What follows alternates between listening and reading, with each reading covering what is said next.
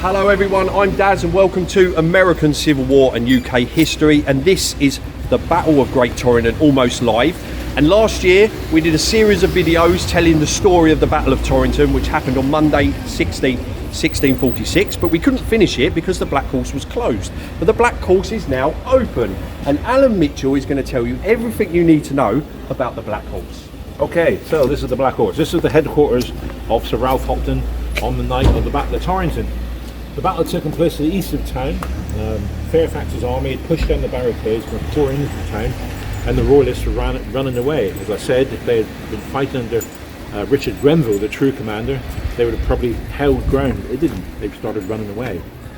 Nobody knows why, but Sir Ralph Hopton was at his supper here. This is his headquarters in Black Horse. He learns that the barricades have fallen down. He gets on his horse outside here, right on his spot with his men. They charge down Wells Street to take on the Parliamentarian army. He gets thrust into the face with a pike. The pike is in his mouth, comes out under his ear, and he falls off his horse and falls on the ground, as they say, sorely wounded. His horse runs away. They find another horse, which is a pony, ill-equipped to take the Lord General's weight. This is what the letters say. He gets on his horse and tries to retake the town, but he fails miserably. The biggest insult of all for Sir Ralph Hopton in that charge when he got wounded, his colours got taken, his personal colours. There's a blue silk flag with gold embroidery. On it said, "I will strive to serve my sovereign king."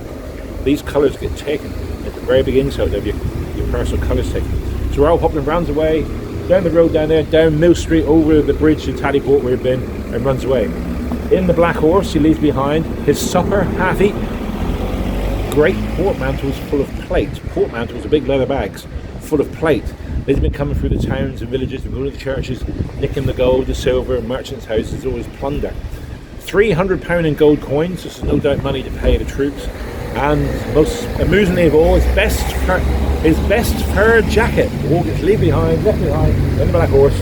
No doubt when the Parliamentarians storm the town, they go in to help themselves to Ralph Hopton's supper and take all his gold and his plunder.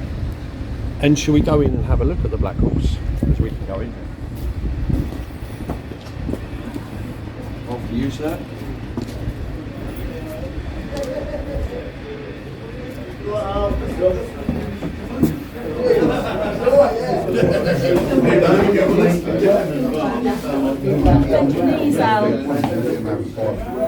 So tell us about the story of this room, Al, because this is an integral part of the story of the Battle of Great Torrington. This is the room Sir Ralph Hopton had for his headquarters. It's older than the 16th century. It probably goes back to the 12th century. That wall is 15th century listed wall. It's in here where all his plunder was kept. His dinner, his best fur jacket was all left behind in this room. No doubt when the Parliamentarians retook the town, they kept his plunder, his coat and his food. Ralph Hopton himself ran down Mill Street to Taddyport, across Town Bridge, that's where I live in this one previous film, and he fled down to Cornwall. 2 weeks later, the Parliamentarian army was at Truro, where Hopton was. He was offered good terms of surrender. He'd keep his sword, he'd keep his pistols, and he'd keep his plunder. The sword and pistols were the arms of a gentleman in peacetime. But he refused. He fled, escaped over to Holland, and he stayed there with a young king in exile, Charles II, which he became a bit of an old cavalier. The young king didn't really acknowledge the old cavaliers. He died in Holland, but his last wish was to be buried in England when a monarch rules the land again. They have long to wait.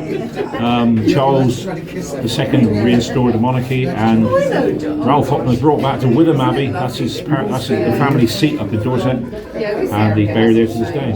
This very room was Ralph Hopton's headquarters. And we're going to finish the video, and the cameraman Anthony is going to give you a little tour of the room quickly.